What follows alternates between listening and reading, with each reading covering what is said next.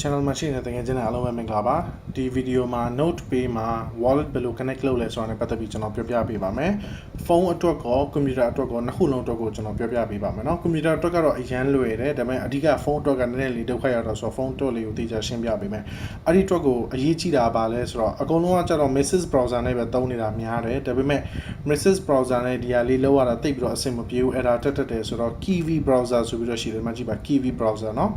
အဲ့ဒါလေးကို download လုပ်လိုက်ပါအဲ့ဒါကောင် download ပြီးသွားပြီဆိုရင်ကျွန်တော် open လေးလုပ်လိုက်မယ်เนาะ open လုပ်ပြီးသွားပြီဆိုရင် dashboard ပေါ်လာဖို့အတွက်ကိုကိုရီးယားပထမဆုံးကတော့ Kiwi browser ထဲမှာ link ကိုကျွန်တော်ထည့်ရမယ်ဒီ note pay ရဲ့ link ကိုအဲ့ဒါဘယ်မှာရသွားမလဲဆိုတော့ Mrs browser ထဲမှာတွေ့သွားလိမ့်မယ်ဘာလို့ကိုရီးယားအများနဲ့ပုံမှန်ဖွင့်နေကြဆိုတော့ဒီညာလေးကိုနှိပ်ပြီးတော့ဒီမှာ copy လေးလုပ်ပြီးတော့Kiwi browser တွေကိုလာပြီးတော့ paste လုပ်လိုက်ပါပြီးရင်ဒီမှာကျွန်တော်တို့ရဲ့ username တွေ password တွေထည့်ရမယ်အဲ့ဒါလေးတွေကိုထည့်လိုက်တယ်ဆိုရင်ဒီလိုပေါ်လာလိမ့်မယ်အဲ့ဒါဆိုရင်ဝင်ပြီးသွားပြီပေါ့နော်အဆင်ပြေသွားပြီဒါပထမတစ်ဆင့်အောင်မြင်သွားပြီအဲ့ဒီဟာပြီးသွားရင်ဘာလုပ်ရမှာလဲဆိုတော့ကျွန်တော် extension ထည့်ရမှာပေါ့နော် extension ကဘယ် wallet ကိုချိန်ချင်လဲအဲ့ဒီ wallet ရဲ့ extension ကိုထည့်ရမယ် bitget wallet ချိန်ချင်လား okx ချိန်ချင်လား phantom wallet ချိန်ချင်လားဘယ်ဟာချိန်ချင်လဲအဲ့ဒီဟာထည့်ရမယ်ကျွန်တော် phantom wallet ချိန်ပါကိုချိန်မဲ့ extension ရဲ့wallet ရဲ့ extension လေးလိုတာပေါ့နော်ဆိုတော့အဲ့ဒါလေးကို copy လုပ်ရမယ်အဲ့ဒီ link လေးတွေကျွန်တော်ဗီဒီယိုမှာပဲဖြစ်ဖြစ်သုံးမလဲဗီဒီယိုအောက်မှာပေါ့နော် description အထက်ထဲမှာ link လေးတွေအကုန်လုံးပေးထားမယ်ဘယ်ဟာရဲ့ link မဟုတ်လေကိုယ့်အကူပြီးတော့ကိုယ့်အကူလည်းတော့ရှာကျင်နေဆိုရင်ရှာလို့ရတယ်ဒါပေမဲ့နည်းနည်းလေးဒုက္ခရောက်မှာတိုင်ပတ်မှာမလို့ကျွန်တော်ကိုယ်တိုင်ပဲအောက်မှာဒီ bitget ကောနောက် phantom ကော software ကောအဲ့ဒါလေးတွေအကုန်လုံးပေးထားပါမယ်เนาะအဲ့ဒါပြီးသွားပြီဒီမှာကြည့်ပါ new tab ကျွန်တော်တို့ဖွင့်လို့ရတယ်เนาะပြန်ပြပေးမယ်ဘယ်နေရာလေးမှာလဲဆိုတာဒီနေရာလေးကိုနှိပ်ရမယ် new tab ဆိုတာလေးကိုနှိပ်လိုက်မယ်အဲ့ဒီမှာအခုနောက်တော့ copy လုပ်ထားတဲ့ဟာလေးကို paste လာပြီးတော့လုပ်လိုက်မယ်เนาะ paste လုပ်ပြီးသွားပြီဆိုရင်ဒီနေရာလေးမှာ add to chrome ပဲဖြစ်ဖြစ် add to desktop ပဲဖြစ်ဖြစ်အဲ့လိုမျိုးလေးတွေပေါ်နိုင်တယ်အဲ့ဒါကို add လုပ်လိုက်မယ်ကိုလိုချင်တဲ့ browser ကိုပေါ့နော်ကိုလိုချင်တဲ့ wallet ကို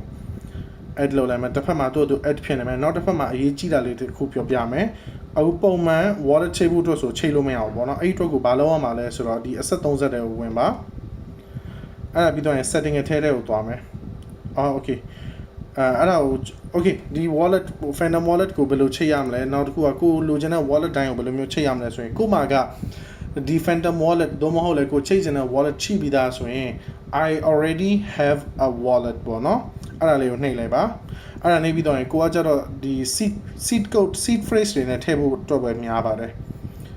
်ဒီဟာလေးပေါ့နော်ဒီဟာ import accounts from another wallet import secret recovery phrase အဲ့ဒါလေးနဲ့ပဲလုပ်ပါအကယ်၍ကိုကအသစ်ထောင်မဲ့လူဆိုရင်လည်းဒီမှာ create new wallet ကိုလုပ်ပြီးသွားပြီဆိုရင်ဒီ seed phrase ဟာလေးကိုပဲရွေးပါเนาะဒီဟာလေးကိုရွေးစေချင်တယ် email လက်ဟာကိုမလုပ်ပါနဲ့အောက်ဟာလေးကပိုကောင်းတယ်ပို့ပြီးတော့အဆင်ပြေလိမ့်မယ်ကျွန်တော်မှရှိပြီးသားဆိုတော့အဲ့ဒါလေးနဲ့ဒီလိုမျိုးနှိပ်ပြီးသွားရင်သူတို့ဘက်ကနေပြီးတော့အရင်တော့ wallet ထောင်နဲ့ကျွန်တော်ပေးခဲ့တဲ့ဒီ password 12ခုကိုထည့်လိုက်ပါမယ်เนาะအဲ့ဒါထည့်ပြီးတော့ကျွန်တော် post လုပ်ပြီးထည့်လိုက်မယ်အဲ့ဒီဟာပြီးတော့အရှိဆက်ပြီးတော့ကျွန်တော်ဘာလုပ်ရမလဲဆိုတော့ပြပေးပါမယ် okay passphrase တွေထည့်ပြီးတော့ပြီဆိုရင်အဲ့လိုမျိုးပေါ်လာလိမ့်မယ်အဲ့ဒါကိုကျွန်တော် continue နှိပ်လိုက်မယ်ပြီးရင်ဒီမှာ password တစ်ခုခုကျွန်တော်ထည့်ရမှာပေါ့เนาะအဲ့ဒါနောက်ပိုင်းမှာလိုနိုင်တယ်ဆိုကိုကြိုက်တဲ့ဟာလေးထည့်လို့ရပါတယ်အဓိက10လုံးလောက်ဖြစ်ဖို့အတွက်အရေးကြီးပါတယ် okay password လည်းထည့်ပြီးတော့ပြီဆိုရင်လိုမျိုး okay ဝါပြီအဲ့လိုမျိုးဖြစ်သွားတာ ਨੇ သူက okay ဝါပြီပေါ့နော် wallet ကကျွန်တော်ဒီ browser အထက်ထဲမှာ extension အထက်ထဲမှာကျွန်တော်ထည့်ပြီးသွားပြီအဆင်ပြေသွားပြီအခုဘာလုပ်ရမှာလဲဆိုရင်ဒီမှာအဆက်30ရှိတယ်အဲ့ဒီအဆက်30တွေကိုလာမယ် setting အထက်ထဲကိုဝင်မယ် accessibility ရှိတယ်အဲ့ဒါကိုနှိပ်မယ်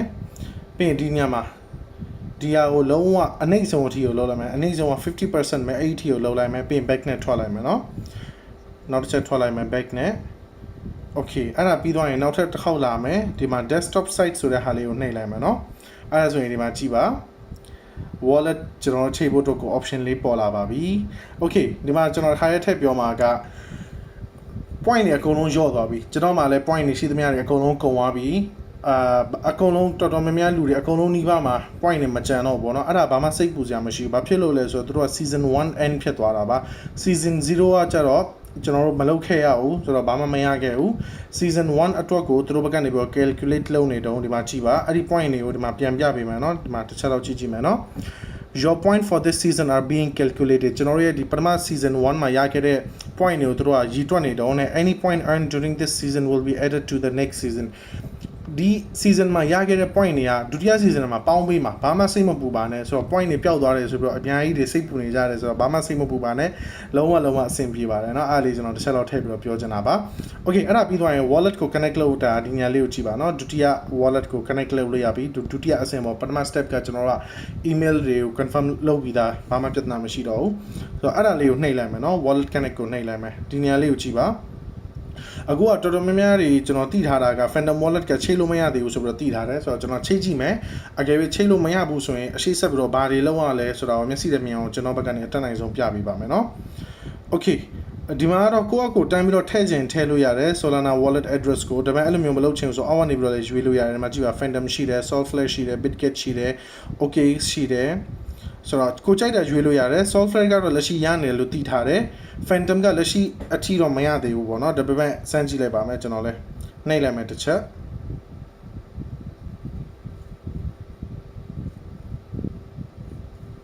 ဒီလိုပဲပေါ်နေတယ်ဆိုတော့တစ်ချက်တော့ပြန်ထွက်ကြည့်အောင်တခြားဟာလေးနေကြည့်မယ်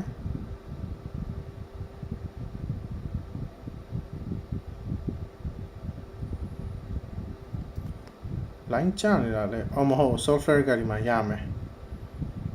ဟုတ်တယ် software ကဒီမှာရပြီ Phantom ကိုပြန်ကြည့်လိုက်ပါမယ်ခဏလေးเนาะတေချာအောင်ဆိုပြီးတော့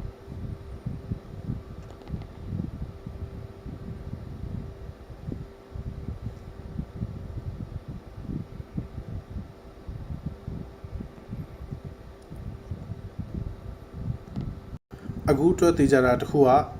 Phantom က connect လုပ်လို့မရဘူးဆိုတော့ကျွန်တော် software နဲ့ပဲလုပ်ပြလိုက်ပါမယ်တကယ်ကျွန်တော် Phantom ကိုပဲကျွန်တော်ပို့ပြီးတော့ကြိုက်တာဒါပေမဲ့ software လုပ်လိုက်မယ်ဆိုတော့ software အတွက်ကိုကျွန်တော်ဒီဟာကိုအုံနောက်လိုမျိုးအတိုင်းပဲ copy လုပ်မယ် new tab ဖွင့်မယ်ဒီမှာ paste လုပ်လိုက်မယ်အဲ့ဒါပြီးတော့ဒီမှာ add to chrome ဆိုတာလေးကိုနှိပ်လိုက်မယ် okay လုပ်လိုက်မယ်အဲ့ဒါပြီးတော့ပြီဆိုရင် password ထည့်ရမယ် password ထည့်ပြီးတော့ရင်ကျွန်တော်အရှိဆက်လုပ်ပြပေးပါမယ်เนาะOkay ပါ wallet ထည့်ပြီးတော့ပြီဆိုတော့ဒီမှာကြည့်ပါ software လည်းပေါ်ပြီပေါ့เนาะဆိုတော့အဲ့ဒါကို click လုပ်လိုက်မယ်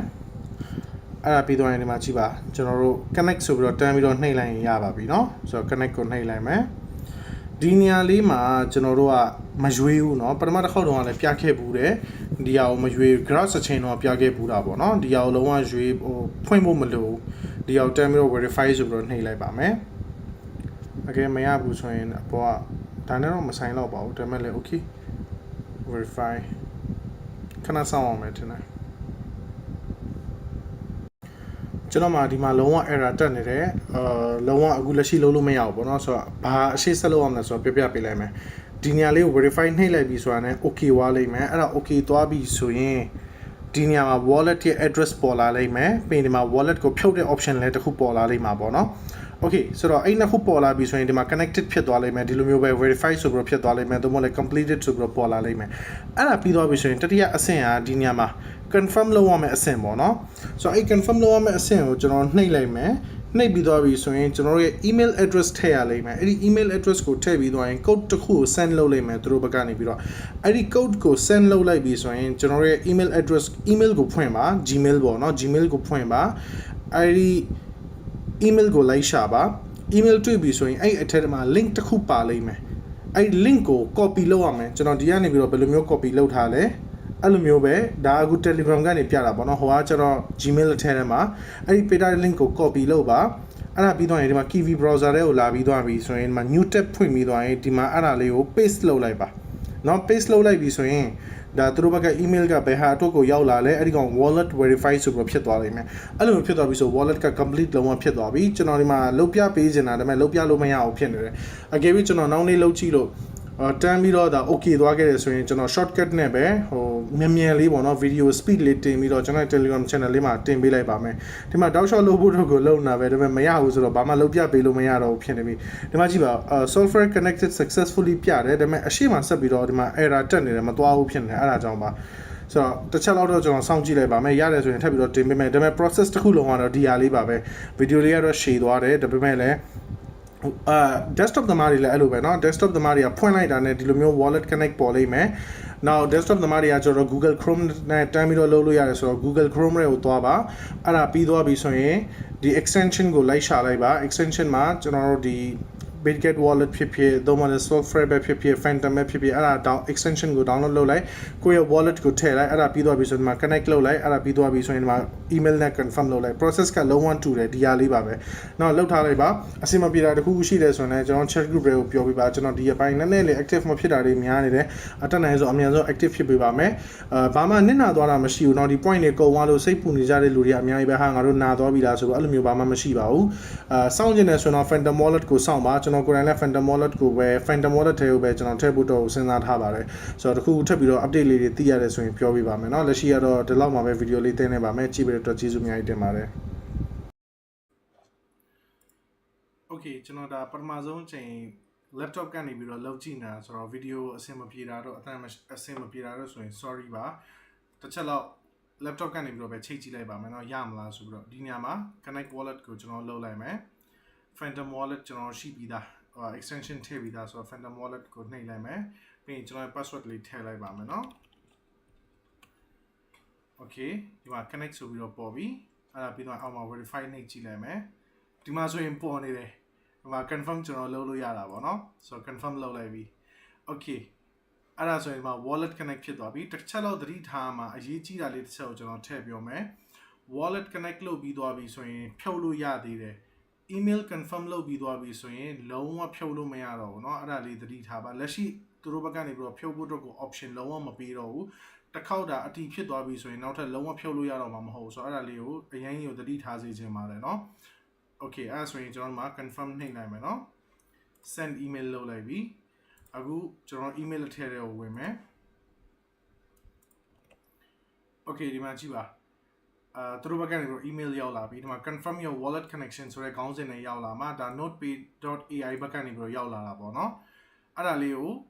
confirm your wallet နှိပ်လိုက်အောင်ပဲကျွန်တော်တော့ Phantom wallet ပဲသုံးပါဆိုတော့ကျွန်တော်တို့အဆင်ပြေတယ်ဘာမှပြဿနာမရှိဘူး confirm your wallet ကိုနှိပ်လိုက်မယ်เนาะAfter wallet verification, there is no way to change the wallet address connected to your dashboard. It is your responsibility to ensure that your chosen wallet is correct. Sorry. So,ပြောချင်တာက wallet verify လုပ်ပြီးသွားပြီဆိုရင်လုံးဝ change လုပ်လို့မရတော့ဘူးဆိုတော့သူတို့ဘက်ကနေပြီးပြောထားတယ်เนาะဆိုတော့ကျွန်တော်တို့ရဲ့တာဝန်ဖြစ်တယ်ကျွန်တော်ချိတ်တဲ့ wallet ကမှန်ဖို့ရည်ကြည်တယ်ဆိုပြီးတော့ဆိုတော့ဒီလိုမျိုးသားကပေါ်ပြောရတယ်ဆိုရင်မှာ proceed ကိုနှိပ်လိုက်ပါဟုတ်တော့ကျွန်တော်တို့ဒါနဲ့ပဲချိတ်ပါOkay ဒီမှာကြည့်ပါ wallet is verified ဆိုပြီးတော့ဖြစ်သွားပြီအဲ့ဒါဆိုရင်လုံးဝ okay သွားပြီဆက်ပြီးတော့လည်းဘာမှလည်းလုပ်လို့မရတော့ဘူးဆိုတဲ့သဘော wallet chain လို့လည်းမရတော့ဘူးပေါ့နော်နောက်တစ်ချက်တော့ပြန်ပြီးတော့ဝင်ကြည့်လိုက်မယ်ဒီမှာကြည့်ပါ verify ဖြစ်သွားပြီဆိုတော့ wallet ကလုံးဝ okay သွားပါပြီဆိုတော့